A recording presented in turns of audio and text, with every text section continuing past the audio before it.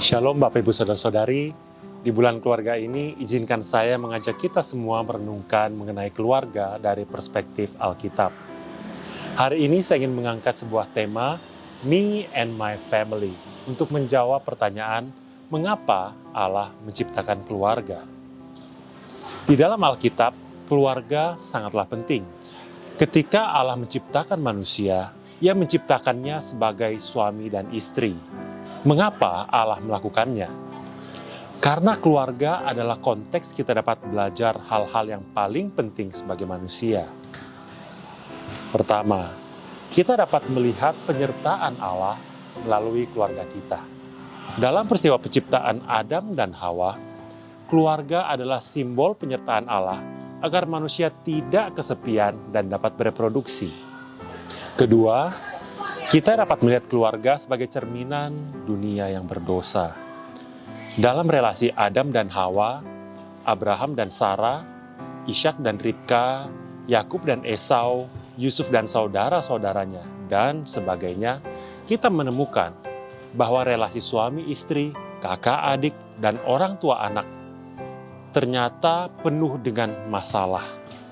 Ketiga, kita dapat melihat keluarga sebagai sumber pengharapan dan perjanjian ilahi. Melalui keluarga Abraham, Ishak, dan Yakub, dan seterusnya, kita menemukan perjanjian dan karya keselamatan Allah juga dinyatakan.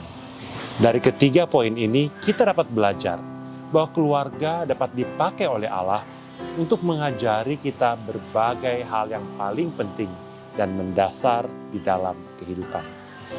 Dari bacaan kita dalam Matius 1 ayat 1-17, kita menemukan bahwa ketika Tuhan datang ke dunia, Ia memilih untuk datang di dalam konteks keluarga. Sekilas nama-nama yang muncul di dalam silsilah Tuhan adalah nama-nama orang-orang terkenal dan hebat, bukan?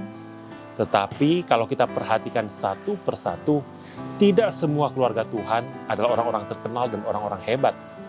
Sebagian justru memiliki kelemahan yang sangat memalukan. Ada yang mantan tukang tipu, ada yang mantan pelacur, ada yang pernah berzina dan membunuh, dan seterusnya. Namun ternyata hal-hal tersebut tidak menghalangi Tuhan Yesus untuk menggenapi karya keselamatan yang menjadi bagiannya.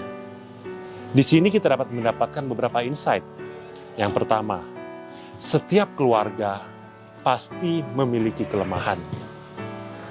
Setiap anggota keluarga kita hanyalah manusia biasa yang bisa berdosa dan melakukan kesalahan. Ini adalah hal yang tidak bisa kita kontrol dan harus kita maklumi. Yang kedua, Allah dapat mengerjakan hal-hal yang luar biasa melalui keluarga kita. Tidak peduli sehancur apapun masa lalu yang pernah mereka lalui. Yang perlu kita lakukan adalah berdamai dengan masa lalu itu dan melangkah maju untuk masa depan yang sudah Tuhan sediakan. Saya mengajak kita semua untuk mengambil waktu untuk bersyukur kepada Allah untuk keluarga yang Ia berikan kepada setiap kita. Tidak peduli seberapa pun mungkin kita pernah kecewa dengan keluarga kita. Saya juga mengajak kita semua untuk berdoa agar Allah menyatakan kehendaknya dan rencananya di dalam keluarga kita, sehingga keluarga kita dapat dipulihkan, diperbarui dan menjadi berkat. Kiranya Tuhan memberkati kita semua.